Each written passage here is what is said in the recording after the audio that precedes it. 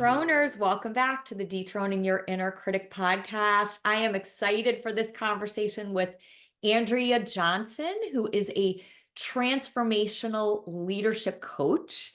And her passion is equipping female leaders to define a new culture by trusting their own ability to think critically, create imaginatively, and lead effectively. Wow. Powerful, powerful. Welcome to the show. Thanks, Joanna. I am happy to be here. And, every time I hear somebody read all that off, I'm like, that's a lot. But then I realized, that's my journey. Yes, And that's what we do a lot of times is we take our journey and we share it with other people.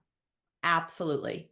So let's talk about your journey. What led you to what you're doing in the world now?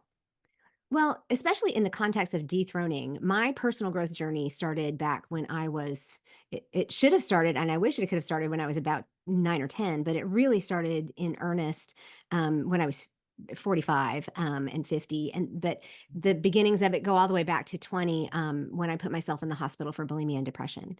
Mm. And there are reasons why we get there. There are things that we go through in our lives. I don't have any, when you look at my life, I don't have any like major, like, oh, I can see that was a big trauma piece for you. And so I didn't understand why I was having these struggles, but being in the hospital for a 12-week program will get you some information, and it gets you away from the regular clutter of what's going on in your brain Yes. and in your environment. And it was the first time people told me you get to think for yourself. Mm. You get to decide.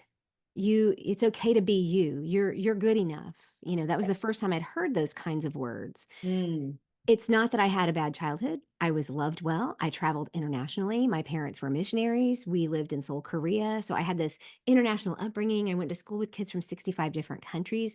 The smorgasbord of cultures that I was able to enjoy all of my life or growing up should have been something that I could just truly enjoy, but somehow I had received these messages early on, and then I took them on as my own, right? We do that. We receive things, then we take them on. And I just had it in my head that it was not okay to be who I was. And so the biggest turning point came at 50 when I lost my mother to breast cancer. And I had a 8-year-old adopted son who I didn't adopt till I was 42. So we Mm. have a 15-year-old and almost 16-year-old in the house, and I'm 58. And I just looked around and I said, my mom died well. She lived well and she died well. She was a strong Mhm. lady, but Mm. I'm 50 and I'm not doing what I know I should be doing. And I Mm. don't want my next 50 years, hopefully, to look Yeah. this way. Yeah. And so I started really looking inside and saying, who am I? I mean, I had done all of the like, who am I things, Myers-Briggs, I had done I had been through therapy. I'd had some like 7 years of depression. I'd had gastric bypass surgery because all these things I'd done to myself because I wasn't comfortable with myself. Yes. And, I think on a show like this where you talk about that kind of stuff, it makes sense. I can say that in that way to people. Um, and realized, okay, I'm successful in these areas. I'm a successful gastric bypass patient, and I'm a successful adoptive parent. I had a career in higher education. I didn't even think about it, but recently when I was talking to someone, I said, of the 30, almost 25, 26 years that I actually was employed by someone, Hmm. only 2 of those were not in a very well-respected graduate level Hmm. program. I mean, I worked at one of the largest seminaries in the world, in the graduate level program there. And then the rest of my career was at Johns Hopkins and the University of Virginia in the schools of medicine in research and administration and operations. And I knew that wasn't where I needed to be. Yeah, I learned a lot of things, but I just was not, yeah. So I went into my own little crucible and came out with what I call my 6 tenets of intentional optimism, being able to say, this is how I want to live. I'm more of a realist than an optimist. So I said, I have to be intentional about this. If I want the rest of my life to be different, s- Mm. optimistic people are more successful. Optimistic people are more healthy. And people meet me and think I'm sunny Yeah. because I'm a chatterbox. Yeah. But the reality is, I got 10 things going on in my head that could go wrong. Right? Yeah. You nod your head a certain way, and my brain goes, "Why'd you do that?" And, I mean, it just so I have to be intentional about saying, "I wanna be optimistic. I wanna be present. I wanna be energetic, courageous, wise, and welcoming and intentional. I wanna be those things." And that led me because we start outside ourselves because it's easy. even with our children, we start with behavior. It's Yep. like Mm, manage the behavior and then we work inside. yep. And when I decided that I didn't want to be a manager of people anymore, I Mhm. wanted to help other people on their journey. Yep. My friend introduced me to Maxwell Leadership, which is a coaching team, speaker trainer coaching certification. And learning to be a coach introduced me to understanding core values. And I Mm, had done, like, back when I was in my late 20s, I had done the Stephen Covey book where you do your 10 governing values at the end. And I still actually have it. It's probably right here. Yep, I have it. It's laminated with duct tape as we did in the 90s. amazing. Yeah. And they're Yeah. still there, but I hadn't really said what makes me tick. Why Mhm. do I have cognitive dissonance about things? Why Yes. does it bother me that I can't think for myself? Yeah. What is it that where does this, you might call it your inner critic, where does that voice come from? And Absolutely. why am I constantly fighting it? Yes. And that's what got me into understanding and looking at core values. And now it's kind of become my signature work. I still work in corporations. I still work, I do teamwork. I'm a DISC consultant. I help with behavioral analysis, those kinds of things. But Mhm. my love is helping other women, and women who are successful already and just know there's something missing.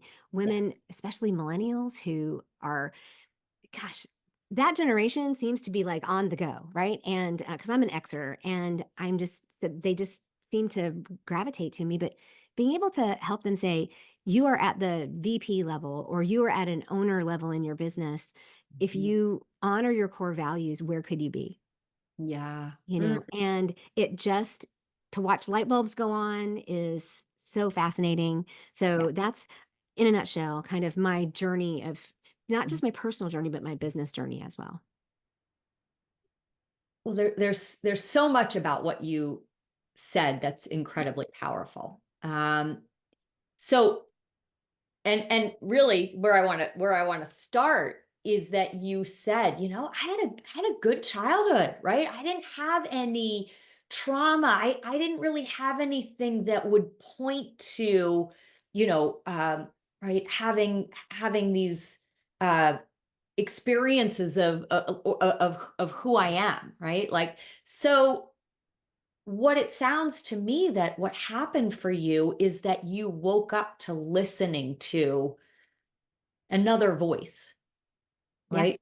Which I think, kind of to your point, our culture kind of has people on this, track to success, right? Yep. What Yep. is success supposed to look like? And it sounds like you woke up at 50, like so many of us do at different points in our lives, but just like you wake up and you realize, I've checked a lot of these boxes. I am that measure of success that Hmm. society says I'm supposed to be as a woman, as a mother, as a right, as a professional. And yet, why am I still so unfulfilled? And Hmm. that in and of itself, just to listen to that voice and to start to unravel, right, Yeah. those Yeah. mental ideas and constructs, and really to look deeper at who you are, that in and of itself um, takes a tremendous amount of courage. Mm. Yeah. Yeah. I mean, it's like I liken it to pulling spaghetti out of a bowl and lining them up. It's like, what does all this mean? And Yeah. when I had gastric bypass, I had been in a depressive state. I was on medication for a long time, and um, was seeing a counselor the whole time. Yeah. And as I worked my way into, because I actually developed a inability to take a lot of antidepressants. I get micro seizures, so there's certain things I can't take. SBIRs, I can't take SSRIs, I can't nothing of Right. SBI. Right. What the two of them, I just actually named a type of grant. Sorry, instead of the medication. So if anybody's listening, going, she said the wrong thing, I know. But when Yeah. he and I were working through some of this stuff, he actually looked at me and said, I've never watched anybody walk in such a courageous manner. You're doing Oh, these things. And wow. I don't think of myself as courageous. I think Mm, of myself as I am trying to dig my way out of this sinkhole of yeah. quicksand. Yeah. And it doesn't matter if my fingernails get torn off, I have to get out because this is not life, Yes. and when I look at my husband and at that point and say, I look in the future and I don't see anything, and he automatically gets really scared for my well-being. I'm like, no, no, no, no, no, no. That's not what I mean. It means I don't have a dream anymore. It's like I see a black hole. It's like it's a or maybe Mm, it's encapsulated in a black box. I don't know. But um I have not wanted to own the badge of courage just because I don't feel like I did anything really courageous. But we do that to ourselves, right? That's part of that inner critic is that's we're right. telling ourselves that the things that we have accomplished are not courageous. And in those tenets of intentional optimism, having courage is one of them is partly me saying, I have to own this. Yes, My show is called Stand Tall and Own It for a reason because I have to tell myself every day, yes, you have to right. own the courage, Andrea. You have to own You and do. the wisdom, and I Yes. don't necessarily think of myself as a wise person, but other people spoke that to me. And so part Mm, of that journey, Joanna, was starting to listen to what other people were telling me yes, rather than just what was in my head. that's right. And I still have to remind myself, when people say, "Man, your hair looks gorgeous today." And I'm thinking, "Oh, it's the first hair day I've had in weeks." Okay, I'm just going to believe what they say and just walk around my head held high, right? Because everybody, it's like Right. at some point we have to be willing to give people that ability to speak into our lives in a way that is uplifting and will help us thrive, Yes. and trusting that there are some voices, not all voices, but some voices outside of ourselves that have our best interest at heart. Yeah. Yeah. I think what you're pointing to is seeing who you really are through the lens of other people's eyes. Yeah. We often mistake the voice in our minds for our true self. And so we Yes. listen to that voice, we let that voice define who we think we are. And Right. so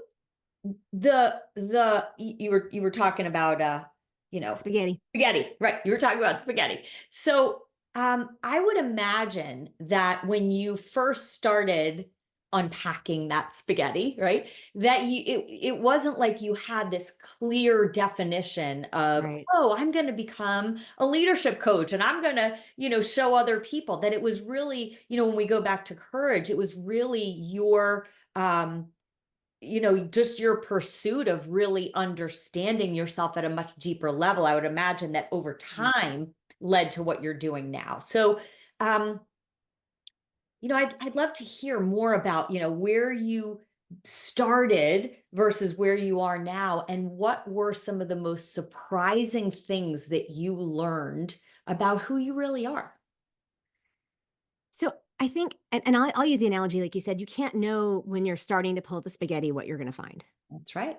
And I think the most surprising thing was finding that there's no rotten things in there. It's like Yeah. there's nothing bad in there. Right. It's all good, and Mm. it's how I use it, and it's how I employ it, and I'm not done. That's the other piece. It's like, if you think you're No. done, no, you're Yeah. not. Because Never. there was that unraveling at 20, when I was in the hospital for bulimia and depression. It's like, and maybe it's just that our bowl fills back up if we want to stick with the spaghetti. I don't know. I'm stuck on spaghetti today, but it may be that our bowl fills back up and we have more to we unravel it again. Yeah. But one of the things that I have come to understand, so not only is it not bad stuff that comes out, but for me, it's the whole assumptions, beliefs, and conditioning, Mm. getting to the place. And that was the most intense work in the last like 5 years. The most intense work has happened in the last 5 years, for 6 years for me. So And from like 53 to 58.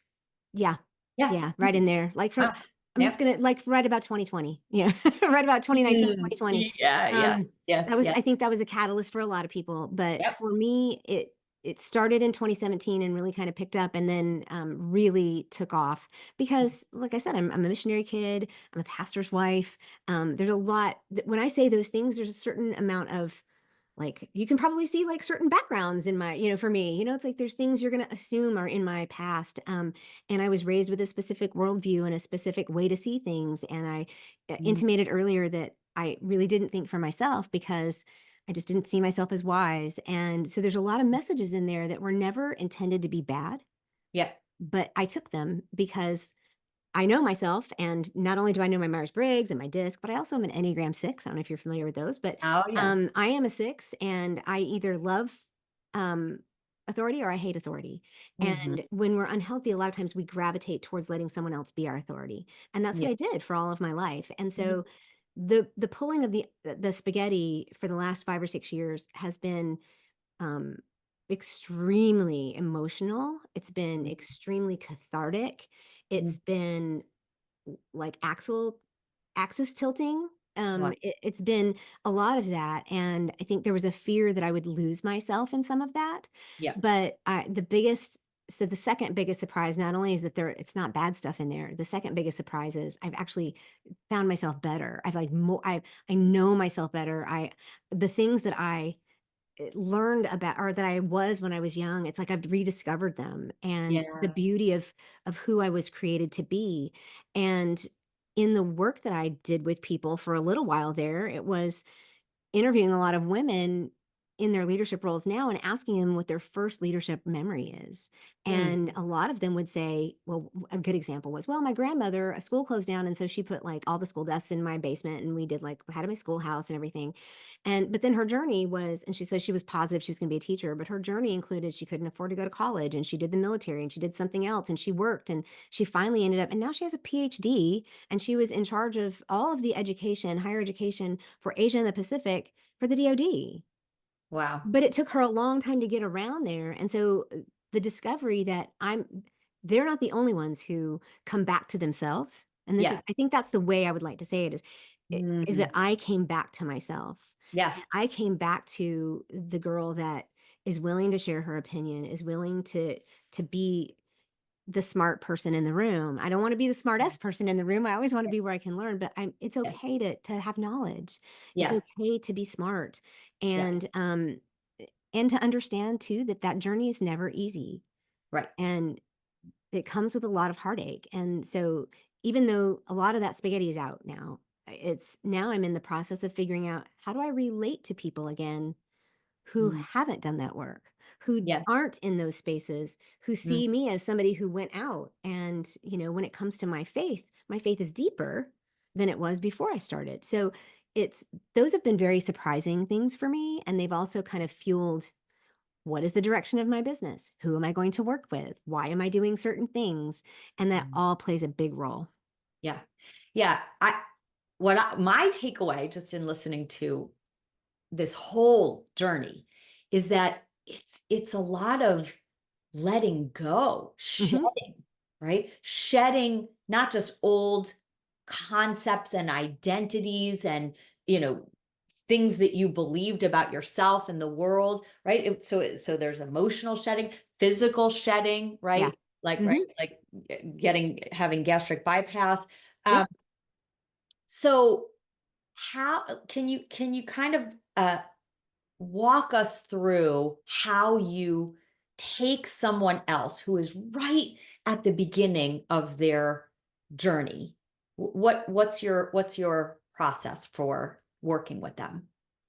So I don't always start with people at the very beginning of their journey. They usually come to me when they're towards the middle and they just kind of need something that is deeper. But when I'm working with, because I have worked with people at the very beginning of their journey, and sometimes the biggest hurdle to overcome is Mm, that the journey is not on behavior and the journey is not on skill sets and it's not on any of that stuff. It's on themselves. So yeah. when somebody gets to that stage in their journey, then we talk, right? Because Yeah. otherwise, it's like I can tell you to do all these things, but I'm just going to tell you you need to go deep. Yeah. Yeah. But when I start on that part of when I work with them on that part of their journey, the first thing I ask them is, what are the things that bring you joy? What are the things that anger you every day? Mm, And I wanna know what the state of their kind of life is, and yes. we don't just talk about business, we talk about we're whole people, Oh, right? So, yeah. we Yeah. can't just segment, just do business or just do Nope. home life, Yep. and if they wanna bring spirituality in there, we talk about that in many different ways, but I start with what brings you the most joy and what is your biggest pain point, right? What makes you the most angry? And when Yes. we go there, we start looking at it and, um and helping them see that the things that they've been told are important, many times are not, or the things that they think are important are not. And one of the other biggest hurdles is to get over the idea that there's a difference between a value and a belief. Mhm. And there's a difference between core values and values. And so we walk through some educational pieces Mm. because I don't work with businesses on their values. That's a totally different thing. Yeah. And there are things that we value. Like I said, I have life principles that some people would say those would be my values, but the core values are the things that we are wired with from the beginning. Yeah. And I kind of put it out there that anytime you've been happy, sad, angry, um, made big strides, or have a constant conflict with someone, or broken a relationship, every single thing that you've ever done has either been as a result of, or has touched, or has hurt, or has been because of a core value interaction. Mm. And you can have anywhere from 3 to 5 to 10, however, but you probably have a top 3 to 5 that Yeah. are non-negotiables. And so Yeah. we walk through what your non-negotiables are. We Mm. look at redefine them, which is a lot of fun Mm. because we want to look at, well, authenticity means X. Well, it doesn't actually, because my top core value started out right here. How many years ago? 95. Yeah. So 30 years ago as What's your freedom. top core what are your top core values? So in my very first shot at this, my very top one at the bottom of this list, because it was number 9, was freedom. Uh-huh. And that included I'm not controlled by anybody else and I have no job and money and that kind of stuff. Yeah. But once now that I've gone through all of the work, I'm like, well, is freedom still in there? And then I realized it wasn't freedom because I quit my job, I work for myself. Yeah. But it isn't even that because I can have a job. If I couldn't make my business work, I could get a job. Yes. It's the freedom of thinking for myself. So when I say I want to teach women to think critically, this is where my core values come out in my work Mhm. because I had to relearn how to think critically. Yes. And so even in a family text string that comes through where somebody is like kind of basically telling us all how to think about something that's current in the current events, it's like, I'm not available for that. Right. I am not going to, I get to think for me. Yes. And my husband even had to learn because he's very much in the let's do it together space. It's like that's nice. Right. But he'll start a conversation. He'll say, "Wouldn't you agree that this?" And I couldn't until I figured this out. I couldn't understand why that bothered me. Mm. My mom would say, "Look at this pretty picture back here. Don't you like it?" Yes. And I Yeah. couldn't. And I, I lost my mom, and as we were losing her, I didn't want to say, "Well, no, I really don't like that." But what I realized is that I was perceiving these people as trying to tell me how to think. Mm. And so my husband learned to say, "What are your thoughts on this?" Or let's Uh-huh. discuss this thing. And then Yeah. it's like free, open, move. So that's my number one top core value. And my next two are belonging. Mhm. And that has to do with, because people a lot of times say, and I do workshops on this, and I put it out there immediately. If you tell me that your top core values are faith, family, and freedom, we're going to have a problem. Uh, Because you need, it's like, or faith, family, and something else. It's like things that are outside of you. But yes. Yeah. belonging for Yeah. me is Mm. where my family shows up. It's where Mm. my friends show up. It's like, this is where my circle is. I don't need to belong everywhere, but I need Right. to belong somewhere. Yeah. And then my last one is authenticity, or my third one. And I'm still trying to figure out what that means. Right. So I Mm. just want everybody listening to know this is work that happens for the rest of your life. This is not because to know yourself, you only know yourself better the older you get. Yeah. And Yeah. so I want to know myself better. And I struggle with like, what is authentic? Somebody Yes. said to me the other day, you have all these amazing things to say, but you look like this like Southern put together woman. And I'm like, why do those things have to be like against each other? Right. Right. But Right. that's. So Yeah. Yeah. yeah, but really quick, the other thing is that with core values, they're reciprocal. They're always reciprocal. And that's how you know if it's a core value for you is Mm. if you want it as bad for somebody else as you want it for yourself. Uh-huh. Okay. Yes. So Yes. I want you to be able to think critically. I want my son to think critically. I Right. want you to feel like you belong. I want Yes. to welcome people in my space. Right. Mhm. So I just wanted to get that out there really quick to make sure, because that's another piece is that people think I have to like put my boundaries up. No, no, Right. no, Right. no. Core values are open Yeah. and constantly in motion. Yeah. Uh, as you were talking and you know, you said, authenticity and that wait, you said freedom was Free- first first, Freedom and of thought. freedom, what was the second one? Belonging. Belonging and authenticity. So what I Yeah. was thinking, at least, or I mean, and this kind of stems, it goes into the work that I do. I Yeah. think everything comes from authenticity, Probably. right? Yeah. When you are really tuned into authentically who you really are, right? When you Right. separate yourself from this idea of who we are or who we're supposed to be, Right. this ideal version of who we're supposed to be or the life we're supposed to be living. And when we Right. sort of unravel that and we get down to really authentically, being who we are, what I consider that to be is you are just at peace with you, Mhm. with all parts of you, Yeah. with your imperfections, with your faults, with your flaws. And when you show up in authenticity, the belonging becomes almost it's like you just resonate with people who are hungry and searching for Yeah. authenticity when you show up in your own authenticity, right? And so Yeah. that's right, that's the belonging. And when you have authenticity and belonging, there is a freedom to that. There is an ability to kind of trust that if I just keep authentically showing up, if I keep right, my authenticity brings me clarity Yep. about the life I want to be living and the impact that I want to make within other people. It's like all three Yeah. of those core values kind of interplay with one another. Yeah, and that's a really good point too, because one of the exercises that 2 things, in the whole growing, it's like you figure out they can change order, right? And when I said I'm trying to figure out the authenticity piece, and you're right, it may be that authenticity comes up here, but it may be a different word eventually with a deeper meaning, right? It may be something Yeah. more specific. Mm. But the other thing is the one of the last exercises I do with all my clients is I help them figure out a visual representation of how their core values work together. Mm. And I had one who she really actually had 4, and she had like 3 arrows that all pointed to this main one. But you had to have all 4 of those pieces for that all to work.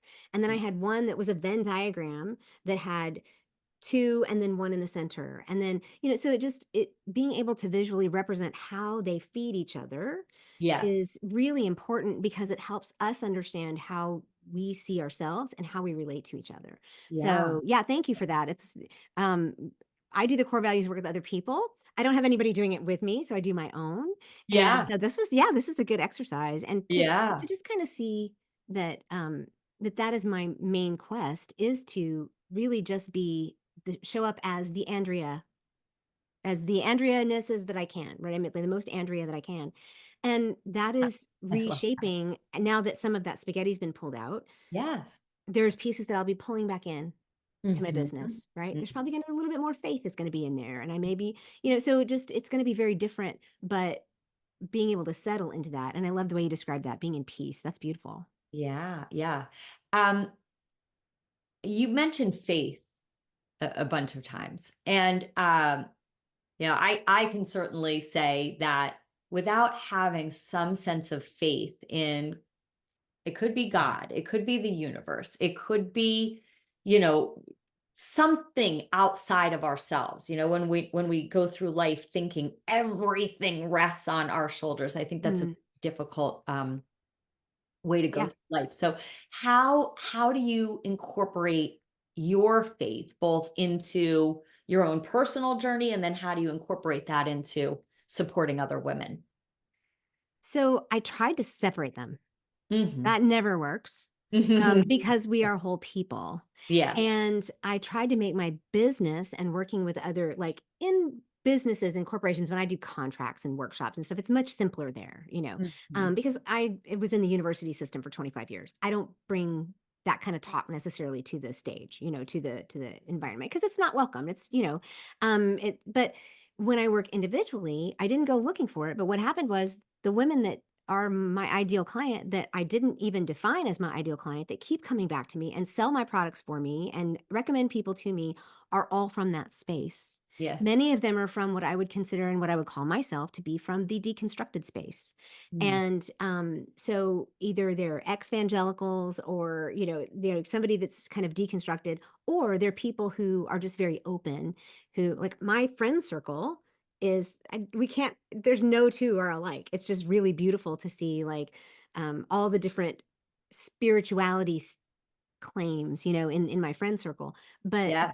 for me, in my personal growth, it's very big. It's Mhm. just a huge part of who I am. And my parents tell me that I, at 3 years old, was showing a lot of spiritual growth and indications that I was very interested in a relationship with, because I'm from the Christian space, so I say God. Yep. And and they kind of put me off because they're like, how do we know this is real? Right. It's like, and your parents do it that till I was 8. But I met my husband in seminary. I have nearly a master's of divinity. So my hunger for that kind of thing is very real. But Yes. part of that deconstruction for me was, and the word you used was exactly the word I use, is the shedding of a lot of, and taking down scaffolding, the shedding of Mhm. things that are unnecessary, that are Yeah. external. It's like somebody wearing all the clothes in their closet and realizing Right. I can't move, Yeah. and being able to do that. So it turns out now I'm starting to accept the definition of my ideal client as somebody who's probably coming out of or has been somehow tangentially in the faith space, because there's mindsets that are in there. And when I say faith space, I mean usually the Christian space Yes. or another faith tradition that is very patriarchal, perhaps. Um, Absolutely. Yeah. so Yes. those, because there's others, and so that's a piece that will probably, I actually let the client define it, quite Yeah. frankly. Mhm. If that's something they want to discuss, I pull that in there. Yeah. If not, I don't. And Yes. just because I prefer to respect people for where they are. Mhm. Mhm. Yeah. Again, as you're talking, it's you do your work in your way, I do my work in my way, but I think I think we both sort of speak the same language in that we help women to dismantle the walls around their heart. Yeah. And that can come from being in a patriarchal, faith-based religion. It can come from your own family. It can come Yep. from, our experiences or what our culture has put on us. But it's really, I mean, I think that's really the key to authenticity is really Mhm. first you have to understand the walls that you put around your heart, right? Yeah. So many of us don't even know that we have these walls that we put around our heart. And that blocks us not just from being able to be authentic out in the world, it really just blocks us from being able to really deeply love and, love ourselves and have, compassion for the human parts of ourselves. Right. Yeah. Yeah. Yeah. So where can my listeners find out about the important work that you're doing in the world, Andrea? Well, thank you. And I want to say this too for those of you listening. I appreciate that you allow me to come in and speak to your audience. It's that's always a humbling experience for me. But you have asked some really, really good questions. I even got a little coaching. So anybody listening, if you haven't given her 5 stars, please do. Um, Please do. but Yeah. um, but I can be found. We just kind of mentioned a little bit that my business is The Intentional Optimist, and that was part of the reason I did that, was to tell myself, this is how I want to live for the next 50 years. I want to live out these principles. And then I went inside and looked. So my business is theintentionaloptimist.com. It's very easy to find. I just got it trademarked as well. Yeah. And so on there, you can find opportunities to work with me. You can find my podcast, which is Stand Tall and Own It, which Joanna's going to be on in a couple of Yeah. weeks. I'm excited. And you can find ways to work with me. You can find some freebies and core value stuff. If you're interested I'm in the middle of a beta for doing a core values coaching program. I have a digital course that's available there. I'm also a disc consultant, but I'm still looking for about 6 more women to participate in the beta of this. With you get the course, and then we do 6 coaching sessions along with it. And it's all on discovering your core values. So if you're to that place where you're like ready to look deep and you need someone to help you, and you want to look in that way, just DM me and let me know, because LinkedIn, Instagram, Facebook, for Mm, sure. right. Andrea, one of the things that I think is just so important about this conversation is that you just share authentically about your whole journey and Mm. and where you started, and that you're still awakening and discovering, right, that even Every day, yeah. yeah, every day, and that so much of your awakening even started at 50. I think that is a really important message for women to understand, that you know uh, for those of us that are in our 50s, like, our chapters can be just beginning Oh, to yeah. unfold, right? The rest is still unwritten. Ab That's like I one of love my me some favorite Natasha songs. Bedingfield, Yeah, yeah. right, right, right. Love that song. Yeah. Thank you so much for this important conversation and for being a guest today, Andrea. Thank you, it has been my pleasure.